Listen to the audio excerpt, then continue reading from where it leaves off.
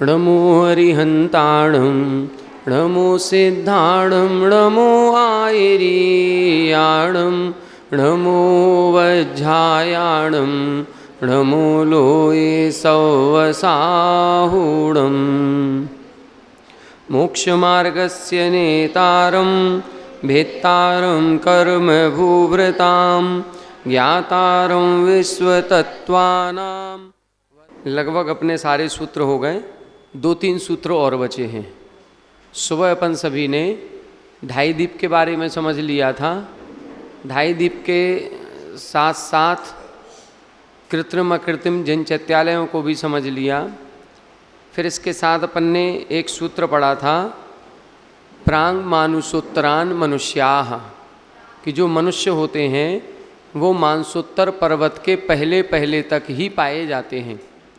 तो अब जो मानसोत्तर पर्वत के पहले पहले तक तो मनुष्य हो गए, लेकिन मानसोत्तर पर्वत के बाहर जो असंख्यात द्वीप समुद्र हैं उनमें कौन रहता है, वहाँ की संरचना क्या है, इस पर भी अपन ने सुबह चर्चा की थी। हमने आपको बताया था कि जो तीसरे नंबर का द्वीप पुष्करवर द्वीप है, इसके बीचों बीच एक पर्वत आ गया, मानसोत्तर पर्वत। अब इस मानसोत्तर पर्वत से लेके जो अंतिम द्वीप है उस अंतिम द्वीप का नाम है स्वयंभू रमण द्वीप। फिर उस द्वीप के बीचों बीच एक पर्वत आता है जिसका नाम है स्वयं प्रभ पर्वत। तो मानसोत्तर पर्वत से लेके स्वयं प्रभ पर्वत तक बीच में जो असंख्यात द्वीप समुद्र हैं, वहाँ पर जघन्य भोग भूमि होती है। वहाँ पर कौन रहता है? केवल त्रियंच ही रहते हैं। भोग भूमि में विकलत्रय जीव नहीं होते, 2 इंद्री 3 इंद्री 4 इंद्री नहीं होते। तो वो जो मानसोत्तर पर्वत से लेकर के स्वयंभू पर्वत तक जितना भी द्वीप समुद्रों का क्षेत्र है, वहाँ कोई मक्खी मच्छर चींटी चींटा ये कुछ भी नहीं है। 2 इंद्री 3 इंद्री 4 इंद्री जीव भोग भूमि में नहीं होते। वहाँ केवल पंचेंद्रीय जीव होंगे। एक इंद्रिय होते हैं, तो एक इंद्रिय तो सब जगह हैं, एक इंद्रियों में तो कोई बाधा नहीं है। पृथ्वी है, जल है, वायु है, ये तो सब जगह रहेगा। लेकिन बाकी जीवों में पंचेंद्रीय जीव ही होते हैं। वो स्वयंभू पर्वत के बाहर क्या है? तो जो आधा द्वीप बचेगा और फिर पूरा समुद्र बचेगा, उसमें कर्म भूमि होती है। कर्म भूमि होती है, चौथा काल होता है। फिर से देख लें, मानसोत्तर पर्वत से लेकर के अंतिम द्वीप जो स्वयंभू रमण द्वीप है, उसमें बीचों बीच एक पर्वत है स्वयं प्रभ पर्वत। तो मानसोत्तर पर्वत से लेके स्वयं प्रभ पर्वत तक असंख्यात द्वीप समुद्र आएंगे। उन असंख्यात द्वीप समुद्रों में भोग भूमि होती है। कौन सी भोग भूमि? जघन्य भोग भूमि। ठीक है। अब जघन्य भोग भूमि है तो भोग भूमि में आयु कितनी होगी? 1 पल्य की, क्योंकि जघन्य है तो 1 पल्य की आयु होगी। वहाँ पर शरीर की अवगाहना कितनी होगी? 1 कोष की होगी। आहार कैसा होगा? 1 दिन के अंतराल से होगा। और भोग भूमि में 2 इंद्री 3 इंद्री 4 इंद्री जीव नहीं होते, वहाँ केवल पंचेंद्रीय जीव होंगे।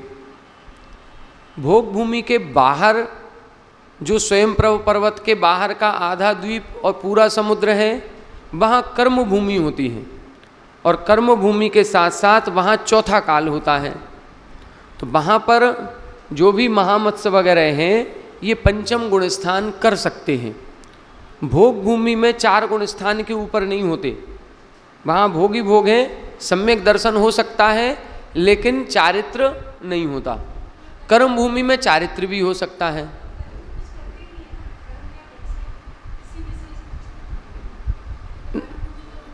फिर भी वहाँ पर भोजन के लिए प्रयास करना पड़ेगा। देखो, मनुष्य तो है नहीं कि उनको खेती करना पड़े, त्रियंच हैं। तो त्रियंच हैं तो यहाँ भोग भूमि में क्या होता है, वहाँ की जो घास है ना, वो घास भी अपने यहाँ के कई प्रकार के पकवानों से ज़्यादा मीठी है। उनको नॉर्मल घास मिल जाती है, कुछ और चाहिए तो वो कल्प वृक्षों से कुछ मिल जाता होगा। कर्म भूमि जहाँ होगी वहाँ पर इस तरह की घास नहीं होगी। वहाँ पर तो जैसे अपने यहाँ गाय भैंस जो जानवर हैं इनको भोजन के लिए प्रयास करना पड़ता है, ढूंढना पड़ता है। वहाँ पर भी जो महामत्स्य वगैरह होंगे उनको शिकार करना पड़ेगा, कोई छोटे छोटे जीव जंतुओं को मारने के लिए उनके पीछे भागना पड़ेगा। तो यही कर्म करना पड़ेगा, और कर्म का कोई मतलब नहीं। दूसरा, एक कर्म भूमि का जो लक्षण दिया गया, कर्म भूमि और भोग भूमि में क्या अंतर है? एक तो अंतर यही है कि जहाँ कर्म करना पड़ता है जीवन जीने के लिए वो कर्म भूमि, जहाँ विशेष कर्म नहीं करना पड़ता वो भोग भूमि। दूसरा एक विशेषता दी हुई है कि जहाँ पर उत्कृष्ट कर्म, उत्कृष्ट शुभ कर्म और उत्कृष्ट अशुभ कर्म का बंध हो सकता है। जैसे ऊपर सर्वार सिद्धि पर्यंत की आयु का बंध कहाँ होगा? कर्म भूमि में। सबसे ज़्यादा नरक आयु 33 सागर की, उस आयु का बंध कहाँ होगा? कर्म भूमि में। तो जहाँ पर सबसे ज़्यादा पुण्य कर्म और पाप कर्म किया जा सके वो कर्म भूमि है, और जहाँ पर उत्कृष्ट पुण्य और पाप कर्म का बंध नहीं होता वो भोग भूमि है। भोग भूमियाँ जीव नियम से, जितने भी भोग भूमि के जीव हैं वो नियम से अगले भाव में देव ही बनते हैं। भोग भूमियाँ जीव नरक नहीं जाता, भोग भूमियाँ जीव पुनः मनुष्य नहीं बनेगा, भोग भूमियाँ जीव पुनः त्रियंच नहीं बनेगा।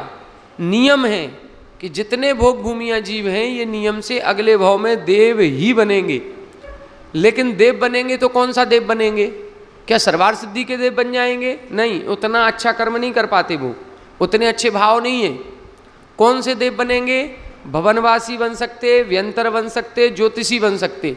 और वैमानिक बनेंगे तो पहले और दूसरे, बस 2 स्वर्गों तक के ही बनेंगे। अब भोग भूमि में ये देखना पड़ेगा कि भोग भूमि में जो जीव है वो सम्यक दृष्टि है कि मिथ्या दृष्टि है।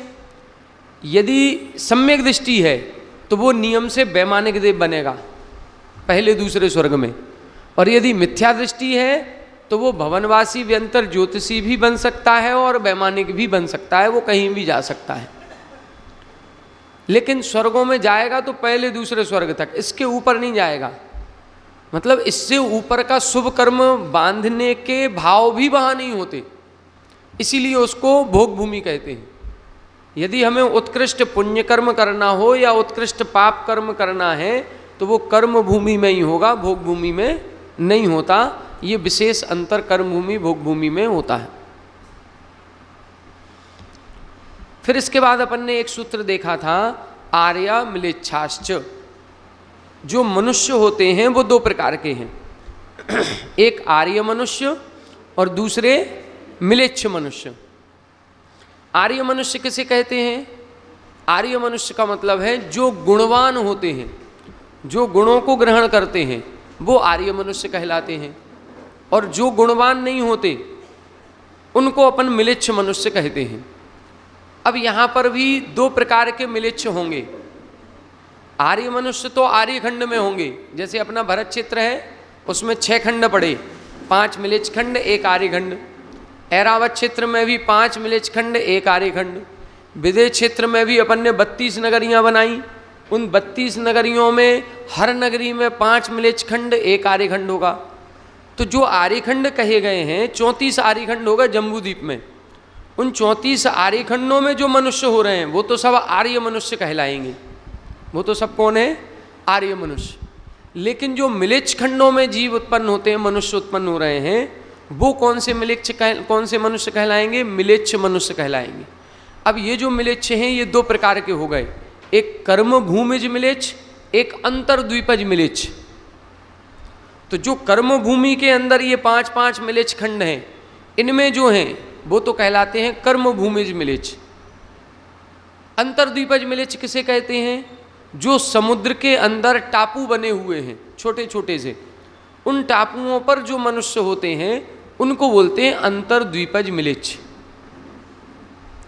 क्लियर हुआ ये? आर्य मनुष्य और मिलेच्छ मनुष्य। आर्य मनुष्य कहाँ पाए जाएंगे? आर्य खंड में।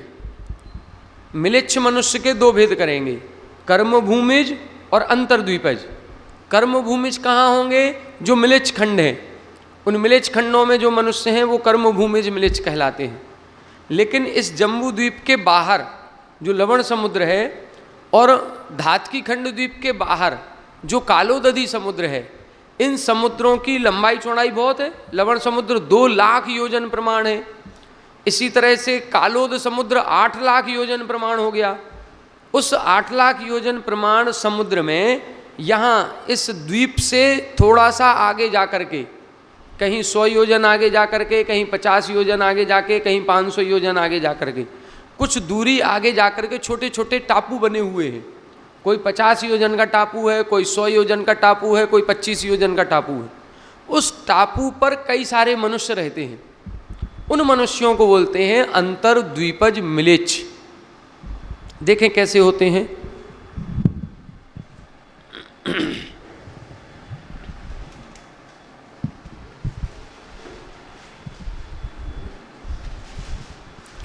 देखो, अपन ने बनाया ये जम्बू द्वीप, ठीक है। इस जम्बू द्वीप में अपन ने क्या किया, ये हिमवन पर्वत, महाहिमवन, निषद, नील, रुक्मी, शिखरिन, यहाँ ये जो भरत क्षेत्र हुआ, यहाँ हिमवन पर्वत पर एक तालाब, यहाँ से एक नदी गंगा, यहाँ से एक नदी सिंधु, बीच में एक पर्वत आ गया, ये विजयार्ध पर्वत। कितने खंड बन गए इसके? 6। 1 2 3 4 5 6। तो ये बीच वाला ये है, ये आर्यखंड है। और ये 1 2 3 4 और 5, ये पांचों कौन कहलाएंगे? मिलेच्छ खंड। ये जो मिलेच्छ खंडों में मनुष्य रहेंगे, इनको बोलेंगे हम कर्म भूमिज मिलेच्छ। ये कौन है? कर्म भूमिज। कर्म भूमियों में जो मिलेच्छ खंड हैं, उनमें उत्पन्न होने वाले। ये कहाँ कहाँ होंगे? 5 तो यहाँ हो गए। इसी तरह ऐरावत क्षेत्र में यहाँ पर ये तालाब से 2 नदी निकली, एक इधर चली गई, एक इधर चली गई, बीच में ये पर्वत आ गया। तो यहाँ ये आर्यखंड, बाकी ये 5 मिलेच्छ खंड, ये भी कर्म भूमिज मिलेच्छ हैं। अपन ने विदेश क्षेत्र में इधर ये नगरी बनाई थी। इन एक एक नगरी में नदियाँ निकलेंगी और पर्वत आएगा, विजयार्ध पर्वत। यहाँ भी ये 6 खंड बनेंगे, यहाँ भी 6 खंड बनेंगे, इसमें भी 6 बनेंगे, इसमें भी 6, हर नगरी में 6 खंड बनेंगे। तो वो जो 5 मिलेच्छ खंड बनेंगे, वो भी कौन कहलाएंगे? कर्म भूमिज मिलेच्छ। अब इसके अलावा क्या होगा? अब अपन को देखना है, ये इसके बाहर क्या है? लवण समुद्र। इधर क्या होगा? ये लवण समुद्र बनेगा, ठीक है। इस लवण समुद्र का विस्तार यहाँ से यहाँ तक कितना है? 2 लाख योजन। यहाँ से जम्बू द्वीप से लेके यहाँ तक 2 लाख, यहाँ से लेके यहाँ तक 2 लाख। तो ये कहीं भी जाएंगे 2 लाख योजन है। अब यहाँ पर क्या है? इस जम्बू द्वीप की जगती से बाहर कहीं 500 योजन आगे जा कर के, कहीं 550 योजन आगे जा कर के, कहीं 600 योजन आगे जा कर के, इनका सबका पूरा वर्णन है, अपन संक्षिप्त में समझ रहे हैं। कहाँ कहाँ होंगे? कितने? 48 टापू बने हुए हैं। कितने? 48। 24 रहेंगे जम्बू द्वीप के इस तरफ से और 24 रहेंगे इस तरफ से। ये 2 लाख योजन है। तो इसकी बाउंड्री से 500 योजन दूर जा कर के, और यहाँ इसकी बाउंड्री से 500 योजन दूर जा कर के, तो ऐसे 24 टापू इस घेरे में बनेंगे और 24 अगले उस घेरे में बनेंगे। अब ये 24 कैसे बनते हैं, इसको देखें।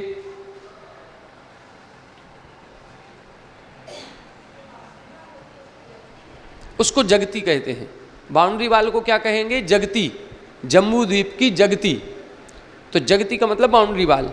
ये इसकी बाउंड्री वाल हो गई। अब देखें, 4 तो बनते हैं दिशाओं में। एक यहाँ बना दिया, एक यहाँ बना दिया, एक यहाँ बनाया और एक यहाँ बनाया।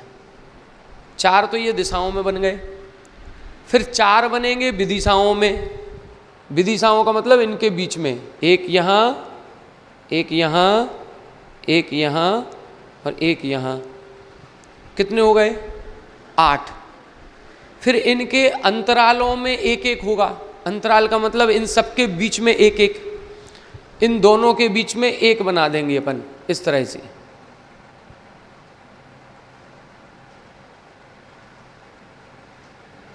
तो ये कितने हो गए अब? 16 हो गए। फिर 24 करने, 8 और बचे। अब 8 कहाँ होंगे? ध्यान से देखें, ये जो विजयार्ध पर्वत बना है, इस विजयार्ध पर्वत के दोनों कॉर्नर पर, ये कॉर्नर यहाँ टच हुआ तो एक यहाँ, मान लो प्लस का निशान बना दे रहे अपन, एक यहाँ और एक इस कोने पर, तो एक यहाँ, विजयार्ध पर्वत के दोनों कोनों पर। इसी तरह से ये कौन सा पर्वत है? हिमवन, महाहिमवन, निषद, नील, रुक्मी और शिखरिन। तो शिखरिन पर्वत के भी दोनों कॉर्नर पर, तो एक यहाँ पर और एक यहाँ पर, 4 बन गए।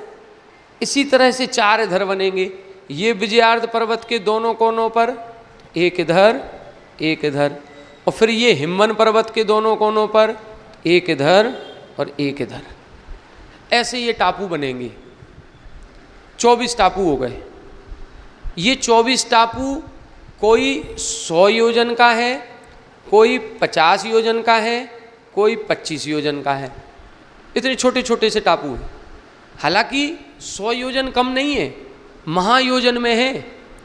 एक महायोजन 6000 किलोमीटर है। एक महायोजन 6000 किलोमीटर है। तो 100 योजन कितना हो गया? 6 लाख किलोमीटर का हो गया। 6 लाख किलोमीटर का मतलब अपना भारत कुछ नहीं लगता। इतने बड़े बड़े टापू हैं ये, लेकिन अपन छोटा क्यों कह रहे हैं? इसीलिए कह रहे हैं समुद्र के सामने। ये समुद्र 2 लाख योजन विस्तार का है। अब 2 लाख योजन विस्तार का समुद्र हो और उसमें 100 योजन का टापू है, तो उस 2 लाख के सामने 100 योजन बहुत छोटा हो गया। लेकिन हम लोगों के हिसाब से यदि देखें तो ये बहुत बड़ा टापू हो गया। अब इस टापू पर क्या है? इस टापू पर मनुष्य रहते हैं।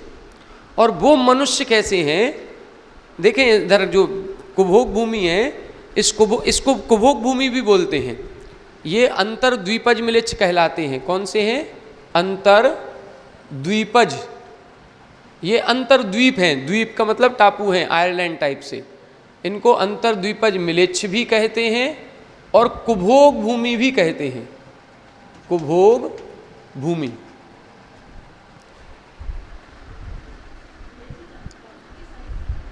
सौ योजन, 50 योजन, 25 योजन। 100, 50, 25। कुछ जो दिशाओं के हैं वो 100 योजन के हैं, जो विदिशा और अंतरालों में हैं वो 50 योजन के हैं, जो दोनों पर्वतों के कॉर्नर पर बन रहे हैं वो 25-25 योजन के हैं। इस तरह से इनका माप शास्त्रों में दिया हुआ है। अब इधर जो मनुष्य होते हैं वो होते कैसे हैं? पूरा जंगल जंगल एरिया होगा, कुछ होंगे पहाड़, नदियाँ भी होंगी, लेकिन वो जो जंगल का एरिया है उसमें ये मनुष्य हम और आप जैसे नहीं है।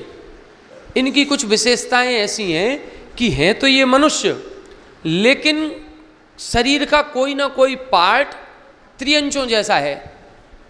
जैसे उनका पूरा शरीर तो मनुष्य जैसा है, लेकिन जो मुख है वो मुख बंदर जैसा है। पूरा शरीर मनुष्यों का है लेकिन मुख शेर का है। पूरा शरीर मनुष्य का है लेकिन मुख हाथी का है। तो ऐसे त्रियंचों जैसा है। त्रियंच नहीं है, वो हैं मनुष्य, लेकिन उनके शरीर की आकृति अलग अलग है। कहीं पूंछ वाले मनुष्य हैं, जिनकी पूंछ होती है, जैसे बंदर की पूंछ होती है, ऐसे पूंछ वाले मनुष्य हैं। कहीं एक पैर वाले मनुष्य हैं, अपने 2 हैं, उनका एक पैर ही है। अब एक पैर पर कैसे बैलेंस बनता होगा वो जाने, लेकिन एक पैर वाले मनुष्य। कहीं सस्कर्ण लिखा है। सस्कर्ण का मतलब खरगोश जैसे कान वाले। अपन लोगों के छोटे छोटे कान हैं, उनके खरगोश जैसे कान ऐसे खड़े रहते होंगे, ऐसे मनुष्य हैं। तो अलग अलग तरह के ये 24 जो कहे गए हैं, इन 24 का पूरा वर्णन है। कहीं भैंस के मुख वाले हैं, कहीं गाय के मुख वाले हैं, कहीं शेर के मुख वाले हैं, कहीं बंदर के मुख वाले हैं, कहीं हाथी के मुख वाले हैं, कहीं घोड़े के मुख वाले हैं, कहीं पूंछ वाले हैं, कहीं एक पैर वाले हैं, कहीं कान लंबे हैं। ये हर तरह का पूरा वर्णन है। तो 24 जगह 24 का पूरा अलग अलग वर्णन मिलता है। ये जो अपन सूत्र पढ़ रहे हैं ना, आर्या मिलेच्छास्त्र, इसी सूत्र की टीका सर्वार सिद्धि में पढ़ेंगे, उसमें पूरा वर्णन दिया है कि पूर्व दिशा में कौन होंगे, पश्चिम दिशा में कैसे हैं, उत्तर दिशा में कैसे, दक्षिण में कैसे, ये विजयार्ध पर्वत के दोनों कोनों पर उधर कैसे मनुष्य होंगे, ये सारा वर्णन पूरा मिलता है मनुष्य लेकिन कैसे हैं, त्रियंचों जैसे हैं। ये क्या करते हैं, इधर कल्प वृक्ष नहीं है, इधर पर क्या है, ये जो सामान्य वृक्ष हैं उन्हीं के फल फूल खाते हैं, उन्हीं के फल फूल खाते हैं। यहाँ पर भी एक पल्य की आयु होती है, जैसे जघन्य भोग भूमि है, इसी तरह से यहाँ पर भी जघन्य भोग भूमि की अपेक्षा से वैसा ही व्यवहार है। तीसरे काल जैसी व्यवस्था होती है, और तीसरे काल जैसी व्यवस्था में एक पल्य की आयु होगी, एक कोष का शरीर होगा, एक दिन के अंतराल से भोजन होगा। जो नियम भोग भूमि के हैं वही सेम नियम कुभोग भूमि के हैं। यहाँ पर कौन से मनुष्य उत्पन्न होते हैं, ऐसा उन्होंने कौन सा कर्म किया जो कुभोग भूमि में जाकर के उत्पन्न होते हैं। ऐसी टेढ़ी मेढ़ी आकृति मिल जाती है, ऐसे हैं तो मनुष्य लेकिन मुख जानवरों जैसा है। तो यहाँ पर ये कहा गया है कि जो दान देता है वो भोग भूमि जाता है, जो दान देता है वो भोग भूमि जाता है, लेकिन जो कुपात्रों को दान देता है वो कुभोग भूमि जाता है। दान तो दे रहे हैं, दान देने से भोग भूमि मिलेगी। जितना जितना हम दान देते हैं उतना हमें भोग अपने आप मिलेंगे। अपन लोगों को अभी कर्म करना पड़ता है, पैसा जोड़ना पड़ता है, कमाई करनी पड़ रही है। कमाई मत करो, पैसा मत जोड़ो, दुकान पर मत जाओ, बहुत ज़्यादा मेहनत करने की ज़रूरत नहीं है, दान देना शुरू करो। दान देना शुरू करोगे घर बैठे ऑर्डर मिलेंगे, अपने आप पैसा आएगा। कहाँ से आएगा ये अपन विचार ही नहीं कर पाएंगे। दान देने से ही भोग मिलते हैं। जितना जितना दान करेंगे उतना उतना हमारी इच्छाओं की पूर्ति, जो भोग हम चाहते हैं वो भोग हमें मिलेगा। दान करने से ही भोग है। स्पष्ट लिखा है कि जो दान करता है वो भोग भूमि में उत्पन्न होता है। ये तो सांसारिक भोग की बात कर रहे हैं, कर्म भूमि के। यदि हम विशेष दान करते हैं और हर्षित मन से दान करते हैं, मन में टेंशन लेके नहीं, संकलेश भाव से नहीं, यदि कहीं बोली लग रही है, बोली लो, उसका पैसा हर्षित मन से, सौभाग्य मान करके। जब हम सौभाग्य मान करके वो पैसा उधर मंदिर में या किसी भी चीज़ में जमा करते हैं तो उसके पुण्य प्रताप से भोग भूमि में जन्म होता है। लेकिन अब हमें ये देखना पड़ेगा कि हम वो पैसा दे कहाँ रहे हैं, किसको दे रहे हैं। एक भिखारी आया था, उसको हमने 2 रोटी खिलाई हैं कि एक मुनिराज को चौका लगा करके उनको आहार दान दिया है। 2 रोटी तो खिलाई हैं, लेकिन 2 रोटी यदि हमने भिखारी को खिलाई हैं तो वो कुपात्र कहलाएगा। भिखारी को भी खिलाओ, साथ में आहार दान भी करो। केवल भिखारी को खिला करके अपने आप को ये मत मानो हमने दान कर दिया। कई लोग अपने यहाँ हैं, अपने यहाँ पर भी होगा, बुंदेलखंड में भी परंपरा है, पहली रोटी गाय के लिए निकाली जाती है। पहली रोटी गाय के लिए निकालते हैं। अब वो जो गाय को खिलाया है वो पात्र नहीं है, वो आपका करुणा दान है, वो एक उस जीव के लिए सहयोग है। वो भूखा था, आपने 2 रोटी खिला दी, आपने उसका सहयोग कर दिया, दान नहीं है, ये दान नहीं है। और यदि हम इसको दान मान रहे हैं, ये कुपात्रों को दान कहलाएगा। पात्र कौन कहलाते हैं? जघन्य पात्र, मध्यम पात्र और उत्तम पात्र। उत्तम पात्र कहलाते हैं अपने मुनिराज, ये उत्तम पात्र हैं, जो रत्नत्रयधारी हैं, ये उत्तम पात्र। इसके अलावा जो एलक क्षुल्लक हैं, वृति हैं, आरिका माता जी हैं, ये मध्यम पात्र हैं। और जो अपन सदगृहस्थ हैं, श्रावक हैं, जो सम्यक दृष्टि है, वो कहलाएगा जघन्य पात्र। तो अपन को दान देना है, लेकिन दान किसको देना है? उत्तम पात्र को दान दें। उत्तम पात्र को दान देने से भोग भूमि मिलेगी। मध्यम पात्र को दान देंगे तो भोग भूमि मिलेगी। जघन्य पात्र को भी देंगे तो भी भोग भूमि मिलेगी। लेकिन यदि हम कुपात्रों को दान देते हैं, कुपात्रों को कोई वस्तु भेंट करते हैं, तो फिर हमको कुभोग भूमि मिलेगी। तो ये अपन को ध्यान देना पड़ेगा कि हम दान तो दे रहे हैं, किसको दे रहे हैं। मान लो जैसे एक उदाहरण दिया जाता है, एक सांप है, उस सांप को हम दूध पिलाएंगे तो वो बदले में क्या देगा? जहर ही देगा।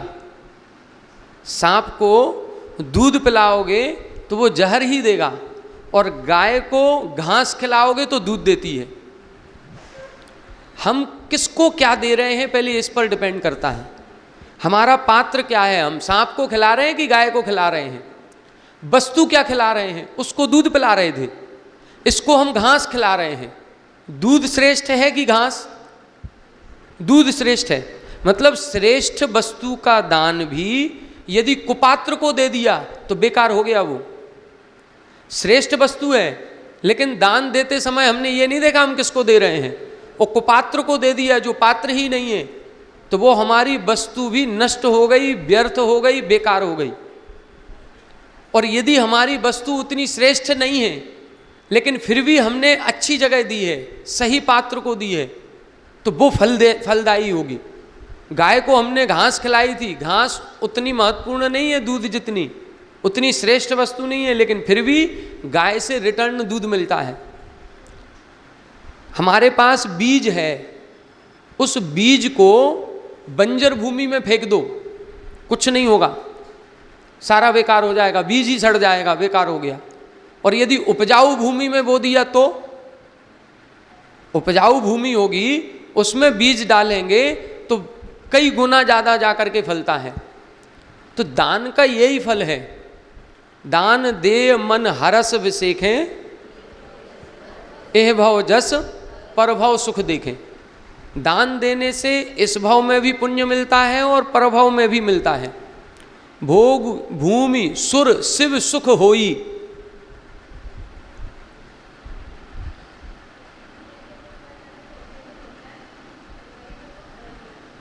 किस दिन?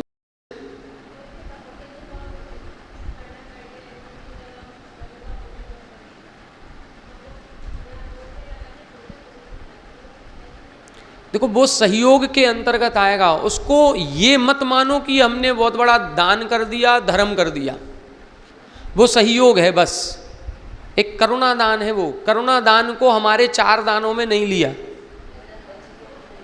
हाँ देखो अपने यहाँ एक चीज, चलो सुन बैठ जाए। अपने यहाँ एक चीज ये कही गई, ध्यान से इसको समझना। हमने जिसको 2 रोटी खिलाई हैं, या हमने जिसको अपनी वस्तु का दान किया है, उसका उसने उपयोग क्या किया, और उसका उसके बाद क्या उसने जीवन जिया है। हमने 2 रोटी खिलाई, और 2 रोटी खाने के बाद उसको जो एनर्जी आई, अब उसने दिन भर क्या काम किया, उसका प्रभाव हमारे ऊपर पड़ेगा। उसका प्रभाव, हमने मान लो एक बाहर स्टॉल लगाई और जो गरीब लोग थे उनको 2-2 रोटी खिला दी सबको, वो हमारी 2 रोटी खा करके अब दिन भर क्या करेंगे पहले ये बताओ। उसका प्रभाव पड़ेगा। वो 24 घंटे 2 रोटी का असर होगा। वो 24 घंटे में उन्होंने क्या किया, लड़ाई झगड़ा किया, बाद में जाके दारू शराब पिए हैं, सोए हैं, किसी को मारा है, क्या किया, वो प्रभाव पड़े। इसीलिए कहा गया उत्तम पात्र को दो।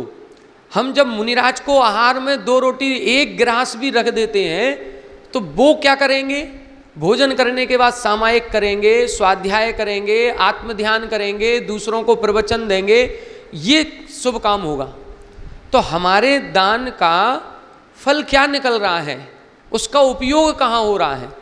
इसीलिए अपन लोग जब दान देते हैं तो ये देखते हैं, या तो मंदिर में देते हैं। सबसे उत्कृष्ट दान एक तो हमने जैसे बताई दिया, उत्तम पात्र रत्नत्रयधारी मुनिराज।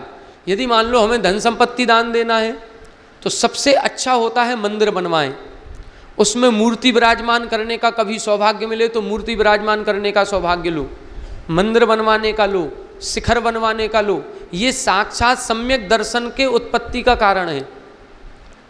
कोई भी व्यक्ति जब मंदिर जाएगा तो मंदिर में कभी लड़ाई झगड़ा नहीं करेगा, मंदिर में उसके बुरे भाव नहीं बनेंगे, मंदिर में यदि 1 घंटे बैठेगा तो वो सद्भाव ही करेगा, भक्ति करेगा। तो वो एक ऐसा स्थान बना करके दो जिस स्थान पर कोई बुरे काम ना होते हों। तो मंदिर बनाना सबसे सर्वश्रेष्ठ है। मंदिर नहीं बन पा रहा है, नहीं हमारा सामर्थ्य या मंदिर बनाने का सौभाग्य नहीं मिल रहा है, तो फिर संतशाला बनाने का सौभाग्य अर्जित करो, संतों के रहने का स्थान बनाओ। संतों के रहने का स्थान नहीं मिलता है तो फिर अपने साधर्मी, जहाँ पर कोई विशेष ज्ञान की चर्चाएं हो रही हों, ऐसी जगह उनको दान दो जहाँ अपने साधर्मी रुकें। जैसे हम लोगों के जितने भी मंदिर होते हैं, महावीर भवन है, ये केवल साधर्मियों के लिए दिया जाता है। इतर धर्म वालों को इधर कोई शादी पार्टी आदि के लिए नहीं दिया जाता होगा, दिया जाता है क्या? इतर धर्म वालों को भी दे देते हैं, किसी को भी। फिर भी चलो ठीक है, वो एक कमाई का साधन है, जो कुछ भी है, लेकिन फिर भी जब ये बना होगा उसका उद्देश्य पूरा हो रहा है कि नहीं? शिविर लग रहा है, स्कूल चल रहा है, और भी सदकार्य, यहाँ पर इतना बड़ा स्पेस है तो अपन कर रहे हैं उसका यूज। तो मेन उद्देश्य तो यही है। इसके उद्देश्य के साथ साथ वो एक हमारा मैनेजमेंट बना रहे, मेंटेनेंस अपन करते रहें, तो कुछ इनकम सोर्स के लिए अपन ने कभी कभी दे दिया, अलग बात। तो ऐसे कोई साधन बना सकते हैं, ऐसे साधनों के लिए अपना दान दे सकते हैं। तो ये दान करते समय हमें विचार करना होगा कि हमारा पैसा कहाँ जा रहा है। ऐसा नहीं है कि हमें तो लाख रुपए दान देना है, हमने तो बोल दिया। पहले ये देखो किस उद्देश्य से बोला, कौन सी संस्था को बोला, कौन से क्षेत्र पर बोला, कौन से मंदिर के लिए बोला, उसका उपयोग क्या हो रहा है, उसका उपयोग हो भी रहा है कि नहीं हो रहा है। हॉस्पिटल के लिए दे सकते हैं क्योंकि वो सब औषधि दान का निमित्त है। हॉस्पिटल बनवाना है, हॉस्पिटल बनवाएं, ये औषधि दान है। ज्ञान का क्षेत्र जहाँ पर है, ज्ञान दान के लिए स्कूल की बिल्डिंग बनवा दें, कोचिंग सेंटर के लिए बिल्डिंग बनवा दें। हमारे यहाँ सांगानेर जो छात्रावास खोला गया, सांगानेर छात्रावास में एक पूरी मंजिल, अभी 3 मंजिल का था, अब 7 मंजिल का बन रहा है। जब उस समय गणेश राणा जी थे, उन्होंने पूरी 1 मंजिल बनवाई। फिर उसके बाद RK मार्बल वाले आए, उन्होंने पूरी 1 मंजिल बनवाई। अभी प्रतापनगर में एक हॉस्टल बन रहा है 14 मंजिल का, कम से कम 200-500 कमरे बनेंगे, 14 मंजिल का बन रहा, पूरा का पूरा RK मार्बल की ओर से है, पूरा का पूरा। कितनी बड़ी बात है। और उनका कहना क्या है, उनको कोई विद्वान बनाने के लिए नहीं, जो जयपुर में हाई एजुकेशन करने के लिए कोई भी बच्चे रहने आ रहे हैं, उनको रहने की सुविधा मिलनी चाहिए, उनको शुद्ध भोजन मिलना चाहिए। इसके लिए 14 मंजिल का एक छात्रावास केवल एक ही परिवार की ओर से बन रहा है। ये कहलाएगा ज्ञानदान। ये पढ़ने का स्थान उन्होंने दिया। हम लोगों के यहाँ सांगानेर संस्थान में जितने बच्चे पढ़ते हैं, हम तो फिर भी पढ़ करके अभी छोड़ दिया 2012 में। जब से वो 97 से हॉस्टल खुला है, तब से हम 6 साल वहाँ पर पढ़े, 8 साल हमने वहाँ पढ़ाया, 14 साल हम सांगानेर संस्थान रहे। फिर उसके बाद हम यूपी गवर्नमेंट में सिलेक्शन हो गया तो अपने यूपी आ गए। लेकिन जब से हम देख रहे हैं, तब से जितने बच्चे वहाँ पढ़ते हैं, उन सब की कॉलेज की फीस RK मार्बल परिवार से आती है। आज भी आ रही है, पिछले 27 सालों से। पिछले 27 सालों से। पहले जब 11th में हॉस्टल खुला था, केवल 50 बच्चे थे, फिर 250 बच्चे हो गए, अभी 500 बच्चे हैं। 250 लड़के हैं, 250 लड़कियां हैं, लगभग 500 बच्चे पढ़ रहे हैं। और 500 बच्चों की फीस पूरी उन्हीं की तरफ से आ रही है। पहले 10 लाख 15 लाख का चेक आता है, आज करोड़ों में चेक उनका आता है उनका। अब बताओ, ऐसे लोग ज्ञान दान कर रहे हैं। ये तो एक छोटा सा उदाहरण है, ऐसे कई सारे लोग हैं जो दान कर रहे हैं, अच्छे सत्पात्रों में दान कर रहे हैं। RK मार्बल परिवार केवल एक जगह नहीं दे रहा है, ऐसी 100 सैकड़ों जगह दान दे रहे हैं वो। अब ऐसे लोग जो ज्ञान दान दे रहे हैं, औषधि दान दे रहे हैं, अभय दान, आहार दान दे रहे हैं, ऐसे लोग फिर भोग भूमियों में उत्पन्न होते हैं। अगला भाव इनका भोग भूमि का होगा। इनको बिना किए अपन लोग, आप लोगों ने यदि सुना हो, जो हमने सुना, कितना सत्य है नहीं कह सकते, लेकिन ये सुना है कि शायद 1990 के पहले, 1990 के पहले RK मार्बल की एक छोटी सी दुकान थी। एक छोटी सी दुकान थी, उनके पास कोई ऐसा विशेष कुछ नहीं था। मतलब इन 30-35 सालों में ऐसी कैसी कमाई हो गई उनकी, ऐसा कैसे पैसा कमा लिया।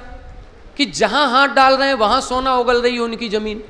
जहाँ से मार्बल निकाला, जो ज़मीन खरीदी वहीं से मार्बल ऐसा निकल रहा है कि सारे लोग उन्हीं के पास जा रहे हैं, करोड़ों रुपया दान दे रहे हैं। करोड़ों लोगों के लिए तो उन्होंने चैरिटी ट्रस्ट बना रखा है, जो बच्चे जितने आ रहे हैं करोड़ों रुपए उनको दान दे रहे हैं पढ़ने के लिए, स्कॉलरशिप। कहाँ से इतना कमा लिया? कुछ नहीं किया, दान देना शुरू किया। दान देने से हमने कहा अपने आप भोग बढ़ते हैं, अपने आप पैसा बढ़ेगा। कहाँ से बढ़ेगा आपको भी पता नहीं चलेगा। जैसे उदाहरण दिया जाता है, एक कुआं है, उस कुएं के घाट कितने होते हैं? ज़्यादा से ज़्यादा एक होगा, दो होंगे, चार दिशा के 4 घाट बन जाएंगे। तो पानी निकलने के 4 स्थान हैं, लेकिन पानी आने की झिर कितनी है? पूरे कुएं में चारों तरफ झिर होती हैं, 50 झिर होंगी, सैकड़ों झिर होती हैं, सबसे बूंद बूंद बूंद बूंद पानी आता है। 4 घाट से कितना पानी निकालोगे उतना रात भर में फिर भर जाता है। तो दान देने वाले को कभी कमी नहीं आएगी।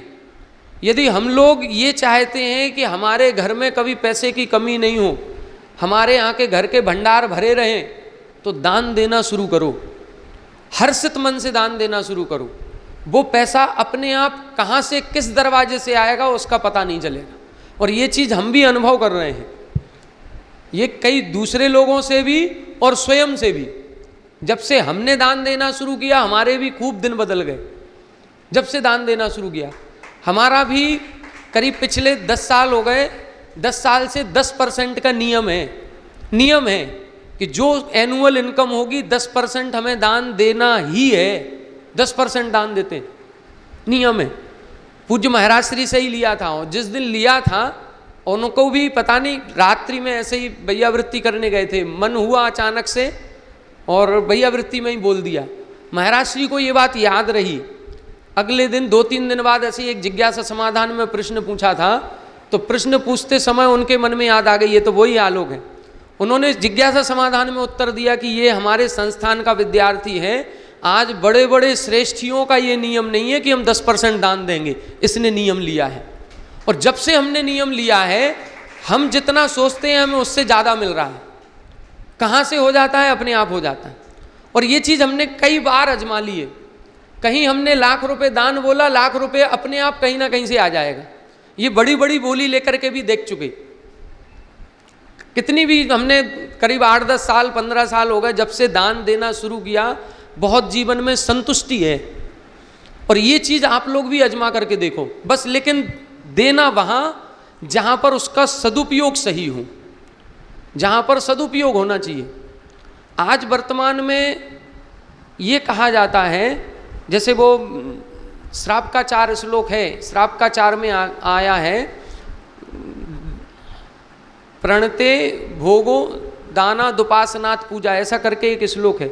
उसमें रत्नकंडक श्राप का 4 में आचार्य समंत्रभद्र स्वामी जी ने ये लिखा है कि जो दान देता है उसको भोगों की प्राप्ति होती है, जो स्तुति करता है, भक्ति करता है, उसको सुंदर रूप की प्राप्ति होती है। तो ये सब ग्रंथों की बातें हैं, ये मनगढ़ंत बातें नहीं है। आचार्य समंत्रभद्र स्वामी जी ने लिखा कि दान से भोग मिलता है। आप लोग भी करके देखें, आपको भी आनंद आएगा। आदि पुराण जी का प्रसंग आपने सुना होगा कि जब आदिनाथ भगवान वो श्रीमती और वज्रनाभि चक्रवर्ती के रूप में थे, तो उधर चारणनिधिधारी मुनिराज को इन दोनों ने आहार दिया था। दोनों जन ने मिलकर के आहार दिया। तो ये दोनों भी भोग भूमि में उत्पन्न हुए। साथ में वो 4 जानवर थे, न्योला था, शायद सूकर था, व्याघ्र था और एक और बानर बंदर था। ऐसे 4 जानवरों ने वो आहारदान देखा था, देख करके अनुमोदना उसकी की थी। वो चारों भी जाकर के भोग भूमि उत्पन्न हुए। बताओ, उन चारों ने दान दिया नहीं था, केवल दान की अनुमोदना की थी। उस अनुमोदना के प्रभाव से भी कहाँ पहुँच गए? भोग भूमि पहुँच गए। त्रियंच भी भोग भूमि जा सकता है दान के प्रभाव से। अब अपन लोग भी क्या करें? कुछ नहीं कर सकते। कई लोगों को आज देखा है कि जब बोलियां लगती हैं ना, पूज्य सुधासागर महाराज श्री के सामने, चाहे पंचकल्याणक हो चाहे मंदिर की हो, करोड़ों की बोलियां ऐसे ही लग जाती हैं। तो कुछ लोगों को पता नहीं क्या होता है, वो कहते हैं करोड़ों बर्बाद कर रहे हैं, उनको जलन होती है, क्या होता है पता नहीं, वो उसी की बुराई करने लगते हैं। अरे ये बुराई मत करो, ताली बजाओ उसके लिए, उसकी अनुमोदना करो। हम एक तो दे तो पा नहीं रहे हैं, जो दे रहा है कम से कम उसकी अनुमोदना तो कर लें। बैठे बैठे क्या हो रहा है, यदि एक बार यही तो करना है, कितना अच्छा काम किया इसने, बस ये शब्द एक बार उससे जुड़ गए तो हमको भी अनुमोदना का फल मिलेगा।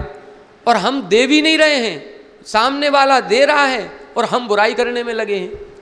हम उल्टा बोल रहे हैं कि ये दान देने से कुछ नहीं होता है, ये करोड़ों रुपए की अब मंगल कलश की बोली लगने लगी। अब कमेंट्स आने लगी, अभी ग्रुप वगैरह पे देखते हैं सोशल मीडिया पर, ये कमेंट्स आ रहे हैं कि अब चतुर्मास होगा, करोड़ों की कलशों की बोलियां लगेंगी, ये आवश्यक नहीं है, ये पैसे की बर्बादी है। अरे कुछ नहीं, जो दे रहा है वो पुण्य कमा रहा है, वो अच्छे पुण्य कर्मों का बंद कर रहा है, और हम उसकी बुराई करके पाप कर्मों का बंद कर रहे हैं। तो हम दे नहीं सकते तो कम से कम अनुमोदना तो करें। अनुमोदना करने में क्या जा रहा, तो कम से कम ताली बजानी चाहिए, उसके बारे में अच्छे शब्द बोलें, उसकी प्रशंसा करें, ये काम होना चाहिए। अपन उल्टा करते हैं। अब क्या करें फिर, हम लोग भी दान देना बंद करके केवल तालियां बजाने लगे? नहीं, उसके लिए ताली या अनुमोदना से पुण्य मिलेगा जिसकी समर्थ नहीं है। जैसे वहाँ वो जो चक्रवर्ती राजा थे और श्रीमती थे, उनकी समर्थ थी, उन्होंने आहार दान दिया, लेकिन वो जो 4 जानवर थे उनकी समर्थ नहीं थी, उन्होंने अनुमोदना की, तो उनको अनुमोदना करने वाले को भी वही पुण्य मिला जो दान देने वाले को मिला। उन 6 लोगों को उत्तम भोग भूमि मिली थी। अपन ग्रंथों में पढ़ेंगे 6 लोग उत्तम भोग भूमि में देवकुरु उत्तर कुरु में पैदा हुए। अब हम लोग यदि अनुमोदना करें, केवल हम दान नहीं दें, केवल आपने बहुत अच्छा किया, आपने बहुत अच्छा किया, अरे दूसरों की अनुमोदना तब करनी है जब हम समर्थ ना हो, तो दूसरे की अनुमोदना करो। लेकिन यदि हम स्वयं समर्थ हैं तो स्वयं दान दें, यदि हमारी सामर्थ्य है। अब कुछ लोग ये कहते हैं कि हमारे पास तो लाखों रुपए नहीं है, हम तो नहीं दे सकते। हमारा कहना यह है, केवल लाख रुपए देने से दान नहीं होता, कि हमने 5 लाख दे दिए तो हम दानी कहलाएंगे, कि हम 10 लाख दे दिए तो दानी कहलाएंगे, 1 करोड़ दे दिए तो दानी कहलाएंगे। आप ये देखो हमारी सामर्थ्य कितनी है, उसमें से कम 10% तो दान करो। हमारे पास 100 रुपये है, 100 में से 10 रुपये आपने डाल दिए तो आपके भी वो करोड़ों रुपए के बराबर हैं। जब हमने एक महाराज श्री को कहा था कि हमारा 10% का नियम है, हम 10% प्रति वर्ष दान करते हैं, तो उनका कहना था इतना तो बोले आर के मार्वल भी नहीं करता होगा। 10% कमाई यदि उनकी देखी जाए, हो सकता है, एक सामान्य सी बात है। उनका कहना था बड़े बड़े सेठ लोग भी 10% नहीं करते होंगे। जिनकी 1 अरब की कमाई है, क्या वो 10 करोड़ कर रहे हैं? जिनकी 1 अरब की है, 10 करोड़ दान करना हंसी खेल नहीं होता। तो 10% बहुत होता है। अपन लोग भी, हमारे पास यदि पॉकेट में 100 रुपये हैं और हम मंदिर की गोलक में 10 रुपये डाल दिए, बहुत बड़ा दान हो गया, उनसे बढ़ के हो गया जो 2% कर रहे हैं। उनको बस इतना अंतर आएगा कि वो कहीं 1 करोड़ दान देंगे, उनका मंच पे सम्मान होगा, माला पहनाई जाएगी, अपना तुरंत सम्मान नहीं होगा, माला नहीं पहनाई जाएगी। लेकिन आगामी भविष्य, आगामी भव में और इस वर्तमान भव में, आगामी भविष्य में हमारे पास भोगों की कमी नहीं रहेगी। हम जिस स्तर पर हैं उस स्तर से कई गुना ज़्यादा उठ जाएंगे। तो अपने जीवन में दान करना जरूर शुरू करें, जरूर करना चाहिए, जितना है उसमें से करो।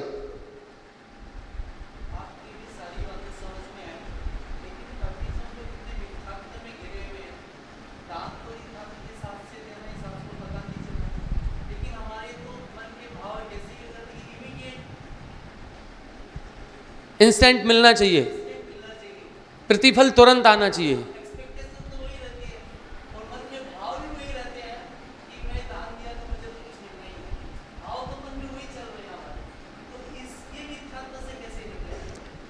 देखो हर एक चीज के लिए, जैसे समझे थोड़ा सा, आपने बहुत अच्छा कहा।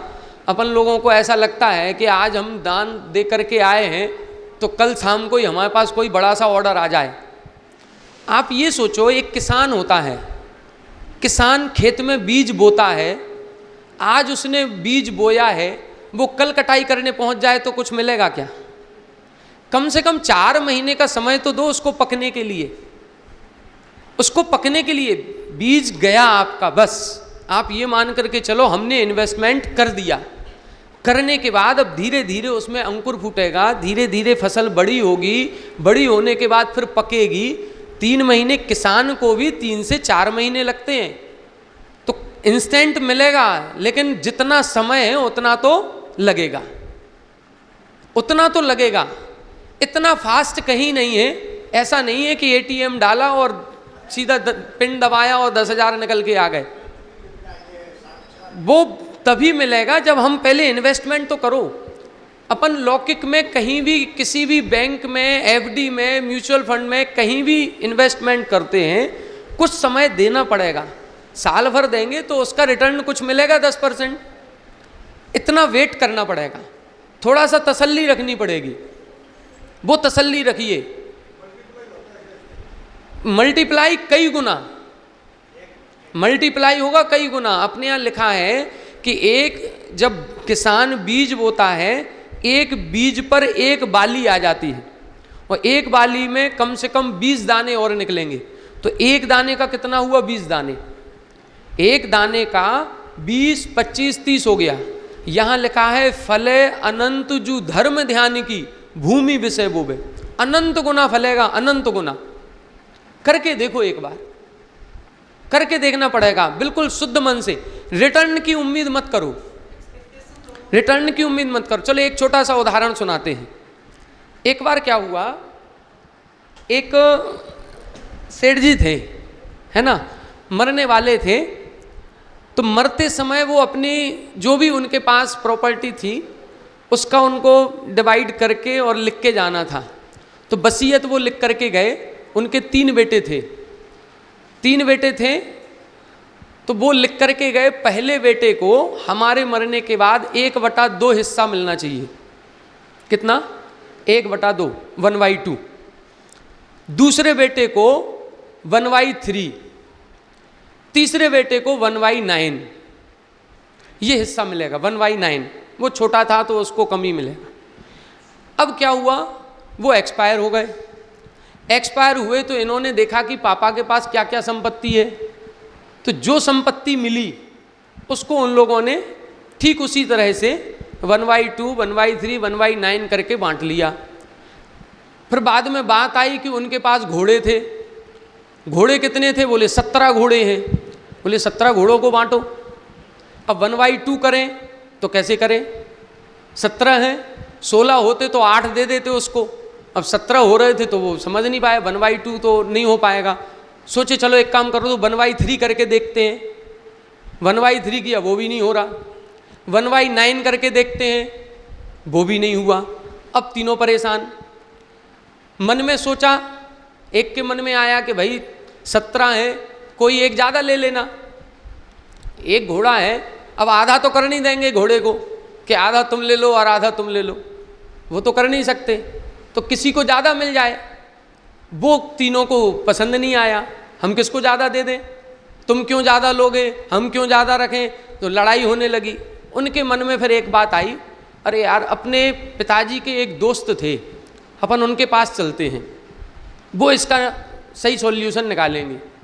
वो उनके पास गए, पूरी समस्या रखी। अब उनकी समझ में भी नहीं आया क्या करें।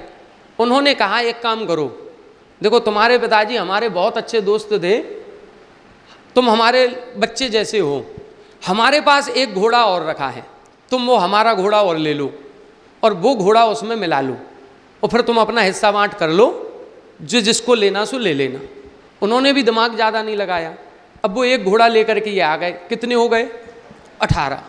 18 हुए तो 1/2 कर दिया। पहले वाले को कितने मिल गए?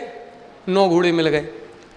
अब फिर 1/3 देना था, तो 18 के 1/3 किए कितने? 6, तो तीसरे को 6 घोड़े दे दिए। फिर 1/9 करना था, तो 18 का 1/9 किया, 2 घोड़े हुए, तीसरे को 2 दे दिए। पहले को 9, दूसरे को 6 और तीसरे को 2, कितने हो गए? 17। एक घोड़ा बच गया। अब एक घोड़ा बचा तो उन तीनों ने सोचा कि ये घोड़ा उनका था, उनको वापस कर देते हैं। वो घोड़ा लेकर के अंकल जी के पास वापस चले गए, हमारा काम बन गया, आपका घोड़ा आप वापस ले लो। ये होता है दान का फल। दान का फल क्या हुआ? उन्होंने ये नहीं सोचा था, उन्होंने तो दे दिया था। उन्होंने दे दिया था कि हमारा घोड़ा तुम ले जाओ, तुम्हें जो करना सो तुम लोग बांट लेना, हमें कोई ज़रूरत नहीं है। लेकिन उन्होंने जब अच्छे सच्चे मन से दान किया था, उनकी चीज़ उनके पास तुरंत लौट करके आ गई। ये दान का फल होता है। कहाँ से आएगा? दूसरे का काम भी बनेगा और अपना काम भी बनेगा। ये छोटी सी वो भास्कर उजाला जो न्यूज़पेपर आते हैं उसमें ये छोटी कहानी निकली थी, नहीं बहुत बढ़िया कहानी है। अपने पास भी यही होता है, किसी ना किसी रूप में आएगा। एक बार हम अपनी बताएं, एक बार हमारे यहाँ ललितपुर में एक विधान हुआ, वो बड़ा विधान होता है, समोसरण विधान। तो विधान में 10 दिन का विधान था, पूज्य अभय सागर महाराज श्री के सानिध्य में हुआ। तो वहाँ विधान के बाद वो मंगल कलश रखे होते थे, चांदी के मंगल कलश थे, उनकी बोलियाँ लगीं। तो वो बोली लगी तो 1.5 लाख रुपए, 1,55 की राशि थी। उस समय हमारा भाव हुआ कि हमको लेना है, तो हमने वो एक बोली ले ली। 1,55 की बोली लेने के बाद जब वो घर लेकर के आए तो हमने कि खाली हाथ तो लाएंगे नहीं, कुछ तो तुरंत दे दें। हमने उनको शायद 21,000 रुपये दिया। 21,000 रुपये तुरंत जमा करके वो घर ले आए। घर लाने के 1 महीने बाद ही हम लोगों की एक विद्वत संगोष्ठी होती है, और उस विद्वत संगोष्ठी में जो श्रेष्ठ विद्वान होता है उसको सम्मानित करते हैं। 1 महीने बाद ही जब वो संगोष्ठी हुई उसमें हमारा नाम आया, 21,000 का सम्मान हो गया। अब हुआ कैसे, किसने नाम डिसाइड किया, कैसे हुआ, ये हमें नहीं पता, लेकिन हमको अपने आप में ये लगा हम इधर 21 दे करके आए अभी 1 महीने पहले, और 1 महीने बाद ही 21 पूरा का पूरा रिटर्न आ गया। ये होता है, आप लोग करके देखो, बस एक बार निस्वार्थ भाव से कहीं भी दान करके देखना, कहीं ना कहीं से किसी ना किसी रूप में वो रिटर्न लौट करके आएगा। कैसे आएगा ये मत पूछो, आप सोचो कि तुरंत आ जाए, थोड़ा वक्त दो उसको।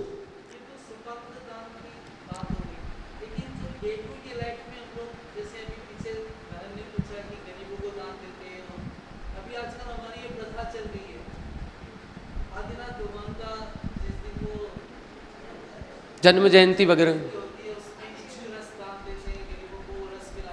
ये सब सहयोग चल रहा है अपना, ये सहयोग है, ये लोक व्यवहार है, ये अपनी प्रभावना है। इसको आप दान की श्रेणी में मत लेना।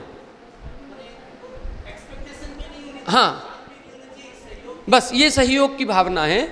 एक सब लोगों को पता चले, सब लोग ये समझें आज क्या है, आज क्यों इक्षु रस बट रहा है, तो लोगों को पता चलेगा आज भैया जैनियों के आदिनाथ भगवान की जयंती है, इसीलिए इक्षु रस बट। थोड़ा सा एक प्रभावना का काम होता है, और इसको सहयोग मान करके चलिए, इसको दान मत बोलिए, इसको दान नहीं कहेंगे। और यदि इसको दान मान करके हम सोच रहे हैं कि हमने दान कर दिया तो ये कुपात्रों को दान कहलाएगा, ये सत्पात्र नहीं है। तो हम बोल रहे हैं ना, सहयोग है ये, इसको दान की श्रेणी में मत लो। ये दान की श्रेणी नहीं, करुणा दान जैसा शब्द नहीं होता, बस करुणा ही है केवल, दान नहीं है उधर। ऐसे दान शब्द तो बहुत जगह लग जाता है, पीक दान, अब क्या करोगे, दान वगैरह मत लगाओ, वो सहयोग है, सामान्य सहयोग है। दान होता है सत्पात्रों को। हमने बताया कहीं मंदिर बन रहा हो वहाँ दान दीजिए, कहीं संतशाला बन रही हो वहाँ दान दीजिए, कहीं कोई बच्चों को पढ़ना है उनकी फीस भर दीजिए, कहीं हॉस्पिटल में कोई बीमार है उसकी दवाई करा दीजिए। अपने यहाँ 4 प्रकार का दान कहा, औषधि दान, ज्ञान दान, आहार दान, अभय दान, ये 4 दान हैं। इन 4 दानों में देखिए कि हम कौन सा दान कर रहे हैं, बस वो दान करना है, उसमें से कोई भी कर सकते हो। अभी सिंगापुर गए हुए थे हम लास्ट ईयर, वहाँ एक जन हैं विवेक भैया करके, उनकी लड़की ऑस्ट्रेलिया में पढ़ती है। अब उन्होंने जब उसको ऑस्ट्रेलिया भेजा, अपन लोग भी अपने बच्चों को जहाँ अपन रहते हैं वहाँ नहीं पढ़ाते, कहीं बाहर भेजते हैं। जहाँ अपन बाहर भेजते हैं तो अपन के मन में एक डर लगा रहता है, पता नहीं कहाँ रहेगा, कैसे रहेगा, कहीं कोई परेशानी हो गई तो कौन है, कोई साथ है कि नहीं है, बहुत सारी स्थितियां ऐसी रहती हैं अपने साथ, बहुत टेंशन रहती है। उन्होंने क्या किया था, उन्होंने अपने वहाँ पर किसी एक बच्चे के लिए एक कमरे का दान बोला था। किसी हॉस्टल में कमरे बन रहे थे, एक कमरे का दान बोल करके आए कि एक कमरा हमारी तरफ से रहेगा। बाद में उनकी लड़की जब ऑस्ट्रेलिया पढ़ने गई तो ऑस्ट्रेलिया में कोई नहीं, उनका कोई परिचित नहीं, लेकिन जहाँ वो गए ऐसा कोई कांटेक्ट मिला, वो कह रहा है कि आप बिल्कुल चिंता मत करो, हम हैं, ये हमारी बेटी जैसी रहेगी। और वो अभी 3 साल 4 साल से वहीं रह रही है, एक ही घर में रह रही है। अपने घर के माँ बाप इतना ध्यान नहीं रखेंगे जितना वो रख रहे हैं, छोटी छोटी बात का भी रख रहे हैं, इतना टेंशन फ्री है। वो केवल एक ही चीज़ बोले हमने दूसरे बच्चे को अभयदान दिया है तो हमारा बच्चा अपने आप सुखी हो गया। ऐसा निमित्त मिल गया कि हमको रंच मात्र टेंशन नहीं है। हमने उसके लिए कुछ नहीं किया। अपने बेटे के लिए कुछ मत करो, दूसरों के लिए एक बार करके देखो, दूसरों के लिए एक बार करके देखो, आपकी व्यवस्था अपने आप बनेगी, वो अपने आप बनेगी। लेकिन एक बार हमको कहीं ना कहीं उसी चीज में, जिस चीज से हम परेशान हैं, वो चीज आप दूसरों के लिए करके देखो। पूज्य सुधासागर महाराज श्री ये कई बार जिज्ञासा समाधान में बोल चुके, यदि हमारा बेटा पढ़ नहीं रहा है, यदि हमारा बेटा पढ़ाई नहीं कर रहा, अच्छे नंबर नहीं आ रहे हैं, आप दूसरे को पढ़ाना शुरू कर दो, अपने को नहीं। अपने बच्चे को तो दुनिया पढ़ाती है, आप किसी दूसरे बच्चे की फीस भरना शुरू करो, उसकी कोचिंग लगाओ, देखना आपके बेटा के नंबर अच्छे आना शुरू हो जाएंगे, कनेक्शन जुड़ेगा। ये होता है, ये कर्म सिद्धांत यही कहता है कि जिस चीज़ से हम परेशान हैं, हमने क्या किसी की वो परेशानी दूर की, यदि हम किसी दूसरे की वो परेशानी दूर करेंगे तो वो परेशानी हमारे पास नहीं आएगी। तो ये करना पड़ेगा। हम लोगों के यहाँ ये कहा जाता है, जैनी लोग इतने अमीर क्यों हैं? पूरी दुनिया परेशान है कि इस प्रश्न से कि जैनी लोगों के पास इतना पैसा क्यों होता है, जैनी लोग इतना क्या करते हैं ऐसा? कुछ नहीं, एक ही उत्तर है कि जैनी जब भी अपने घर से मंदिर जाता है तो खाली हाथ नहीं जाता। अपने घर से जब भी मंदिर जाएगा खाली हाथ नहीं जाएगा, कुछ ना कुछ चावल के पुंज लेकर के जाएगा। मन में प्रश्न आया कि ऐसा तो अदर धर्म वाले भी करते हैं, कुछ ना कुछ लेके जाते हैं, कोई ना कोई भेंट चढ़ाते हैं, चाहे देवी जी हो, चाहे कोई भगवान हो, बाबा जी, जो भी है। अंतर क्या है? अंतर इतना है कि जैनी जब चढ़ाता है तो चढ़ाने के बाद वो एक दाना भी नहीं लेता वापस, सब निर्माल्य हो जाता है। और ये लोग जितना चढ़ाते हैं उसमें से आधा चढ़ाते हैं, आधा वापस प्रसाद लेकर के आ जाते हैं। जहाँ प्रसाद लेके आप वापस आ गए वहाँ उसका फल नहीं मिलेगा। और अपने यहाँ ये है कि एक दाना भी, हमारे यहाँ पहले बुंदेलखंड में परंपरा थी, अब तो नहीं है, बहुत दिनों से हमने तो नहीं देखी, लेकिन पूर्वज ऐसा बताते हैं कि जब अपन लोग मंदिर जाते हैं तो मंदिर जाते समय अपन पैर धो करके मंदिर जाते हैं। बुजुर्ग लोग ऐसा बताते हैं कि जब मंदिर से आते थे तो भी पैर धो करके आते थे। बोले पैर धो करके क्यों आते हैं? इसीलिए आते हैं कि वहाँ से लौटते समय हमारे पैर में कोई चावल का दाना फंसा ना रह जाए। यदि वो एक छोटा चावल का दाना भी रह गया तो वो निर्माल्य हो गया, वो उसको हम अपने घर नहीं ले जाएंगे। चढ़ी हुई वस्तु को वापस नहीं ग्रहण करते हैं, जो चढ़ा दिया वो चढ़ा दिया। बस यही हम लोगों के, जैनियों के अमीर होने का लक्षण है। हम लोग कभी वापस नहीं लेते हो, प्रतिदिन कुछ ना कुछ दान देंगे। ये दान के लिए है। हमारे पास कोई ज़्यादा सामर्थ्य नहीं है तो चावल जरूर दान करो, इतना तो करता ही है, हर एक जैनी करता है। घर से बच्चा भी जाएगा तो यही कहते हैं खाली हाथ मत जाना, द्रव्य लेकर के जाओ। हर घर में अपने खाने के लिए अनाज का डिब्बा हो या ना हो, मंदिर के लिए द्रव्य का डिब्बा जरूर होता है, सबके घरों में होता है। और ये आज से नहीं, बचपन से देख रहे हैं हम तो। छोटा डिब्बा जरूर होगा, उसमें एक में चावल होगा, बादाम होगी, चिटक होगी, लौंग होगी, इतनी द्रव्य तो होगी ही होगी। खाली हाथ कोई नहीं जाता। ये हम लोगों के अमीर होने का लक्षण है। अपन लोगों के, अभी कोरोना आया था, कोरोना में कई घरों में अनाज पानी खत्म हुआ, जैनियों के घर में नहीं हुआ, कहीं नहीं हुआ। और बल्कि सबसे ज़्यादा खाना पीना जैनियों के घर में होता है। जो 2 टाइम होता था वो 4 टाइम हुआ। घर में बैठे बैठे करें क्या? बोले अब पकौड़ी बना लो, अब ये बना लो, अब वो बना लो। अनाज पानी खत्म नहीं हुआ, लेकिन बल्कि आस पड़ोस के लोग आ जाएं तो उनके लिए भी साल भर का कर दें। अपन लोगों के यहाँ ये सिस्टम है, गेहूं अनाज खरीदा जाता है, साल भर का तो नॉर्मल अपन स्टॉक करके ही रखते हैं। और दूसरे लोगों को देखना, वो रोजाना रिक्शा चला करके जाएंगे, फिर कहेंगे 100 ग्राम मिर्ची दे दो, 50 ग्राम जीरा दे दो, आज का खाना बन गया, आप कल का फिर ले जाएंगे। उनके यहाँ 100 ग्राम और 200 ग्राम खरीदा जाता है। तो अपने यहाँ ऐसा क्यों है? ये इसीलिए है क्योंकि अपने यहाँ जो आहार दान दिया जाता है वो सत्पात्र को दिया जाता है। एक श्लोक लिखा है, अन्य दानात सुखी नित्या निर्भयो भय दानतः।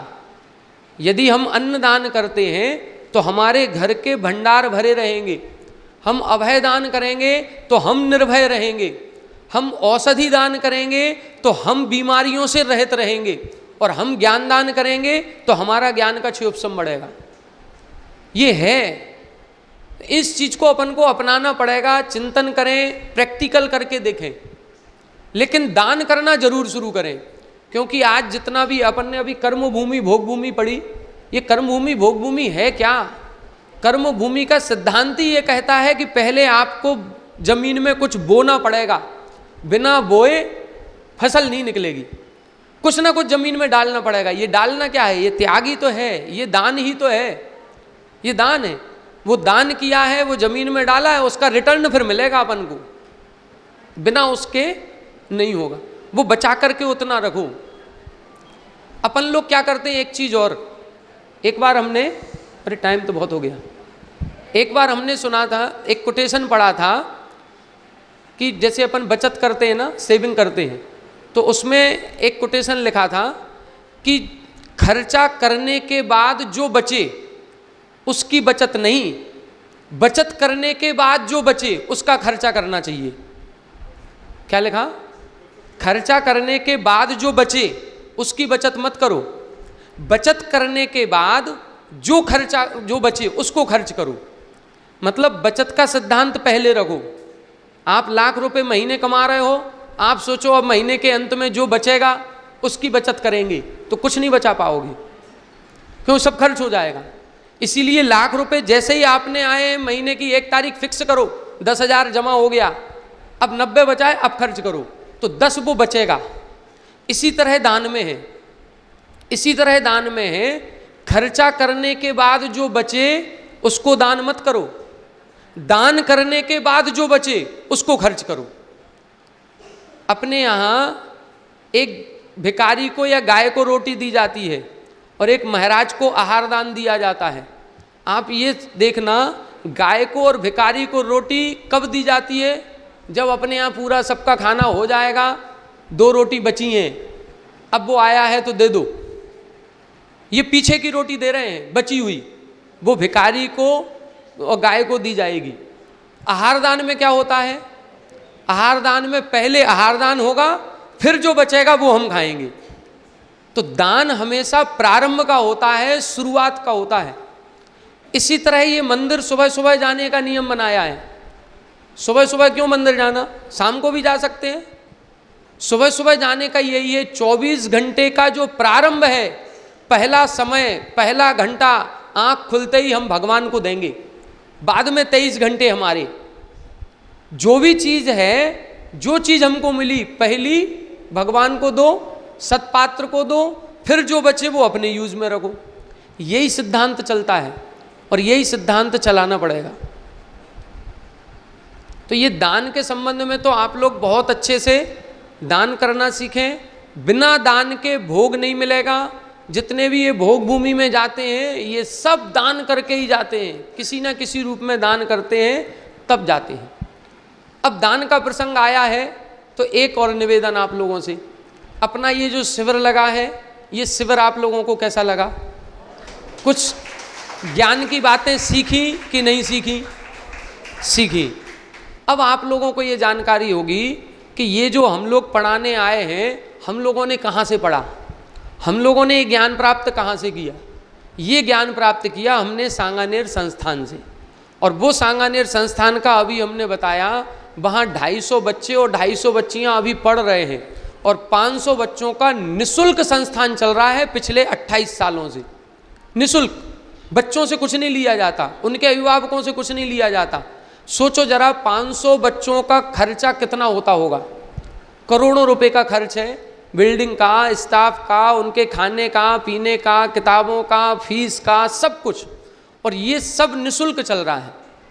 अब ऐसे विद्वानों को तैयार करने का फर्ज है हम सबका। वहाँ यदि दान करते हैं तो जो अभी हमने आपको बताया कि सत्पात्र को दान करो, वो एक बहुत अच्छी संस्था है जिसका उपयोग हम सभी कर रहे हैं। यदि सांगानेर संस्थान नहीं होता तो ये शिविर में पढ़ाने के लिए इतने 7-7 विद्वान नहीं मिलते। आज पूरे भारतवर्ष में कम से कम 2000 स्थानों पर शिविर लगा और कम से कम 2 लाख लोगों ने प्रतिभाग किया, उन्होंने फायदा लिया इसका। अभी 10 लक्षण पर्व आएंगे, 10 लक्षण पर्व में 500 से ज़्यादा स्थानों पर सांगानेर संस्थान के विद्वान जाएंगे। वहाँ पर जाकर के देखेंगे तो 2 टाइम सुबह क्लास चलती है, 2 टाइम शाम को क्लास चलती है, दोपहर में कॉलेज चल रहा है। इतना शास्त्रों का स्वाध्याय ज्ञान कराया जाता है, ये अपन घर में और मंदिरों में नहीं कर पाएंगे। आज कर्मकांड, जीवकांड जी जैसे ग्रंथों का स्वाध्याय वहीं के विद्वानों से हो रहा है।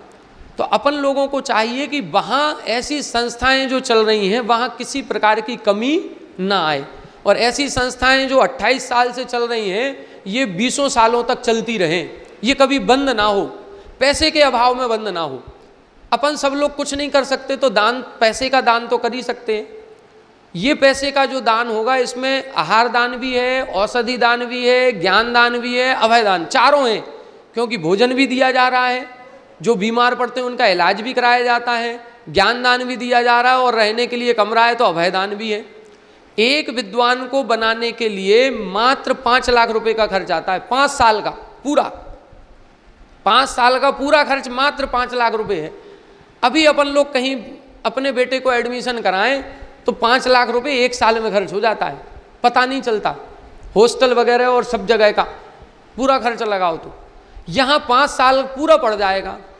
अपन चाहें तो एक विद्वान को तैयार करें, अपने बच्चों को तो दुनिया पढ़ाती है, वो भी यहाँ विद्वान बनाया जा रहा है। एक बच्चे को गोद ले सकते हैं, वो जो पैसा है एक साथ भी दे सकते हैं, 5 साल में भी दे सकते हैं। दूसरा ये है कि नहीं 1 साल का 1 लाख रुपए कर पाते हैं, छोटी छोटी योजनाओं में 11,000 रुपये तो कर ही सकते हैं। 11,000 कोई बड़ी बात नहीं, अभी साड़ी लेने जाओ तो 5,000 से कम नहीं आएगी। कहीं भी अपन खर्च करते हैं तो 11,000 का पता नहीं चलता कहाँ चला गया। एक 11,000 रुपये दान करने से यदि मान लो अपन 100 लोग बैठे हैं, वो 11,000 भी करते हैं तो 2, 4, 10 बच्चे उधर आराम से पड़ जाएंगे, हमारा दान भी हो गया। तो 11,000 है, 15,000 है, 31 है, सबकी अलग अलग हैं स्कीम, बहुत सारी हैं। आपकी जो भावना बने, जिस स्कीम में सहयोग करना चाहें आप, तो अपनी राशि बोलना कि हमें 11,000 की स्कीम में कोई है क्या, तो 11,000 में भाई एक समय का भोजन हो जाता है, या एक समय का नाश्ता है, या एक समय के भोजन का कितना है, या एक बच्चे की 1 साल की एक बच्चे की फीस कितनी है। बहुत सारी योजनाएं होती हैं, जो आप लोगों की भावना बने। कहीं ना कहीं गुवाहाटी में इतना शिविर चल रहा है, 7 दिन से वहाँ के 7 विद्वान यहाँ पर हैं, तो कुछ ना कुछ ऐसी संस्थाओं को गुवाहाटी से जाना चाहिए। पूर्व में भी गया है, पिछले वर्ष भी शिविर लगा था, सहयोग आप लोगों ने सबने किया था। तो एक नाम है उधर के यहाँ गुवाहाटी से अच्छा कलेक्शन आता है। देखो, परस्परोपग्रहो जीवानाम अपने यहाँ का सूत्र है। परस्परोपग्रहो का मतलब है परस्पर में एक दूसरे का उपकार करो। यदि यहाँ पर हमने आपको कुछ दिया है तो आप भी पलट करके कुछ ना कुछ किसी ना किसी रूप में, ये जरूरी नहीं है हमको, संस्थान के दीजिए। संस्थान से ऐसे अनेकों विद्वान और निकलेंगे और निकल रहे हैं, ऐसी संस्थाओं को देना चाहिए। कई लोगों ने पहले भी दिया है, आगे भावना बने तो उससे निरंतर जुड़े रहिए। समय हो गया, ऊपर भी प्रवचन होना है, कल अपन चर्चा करेंगे। इसमें थोड़ी सी 2-3 सूत्र रह गए हैं, कल सुबह ये पूरा हो जाएगा, कल शाम को इसका एग्ज़ाम होगा, ठीक है। कल शाम को इसी समय अपन लेंगे, परीक्षा जो 6:30 का समय है, 6:30 से 7:30 1 घंटे में हो जाएगा। हाँ, आपका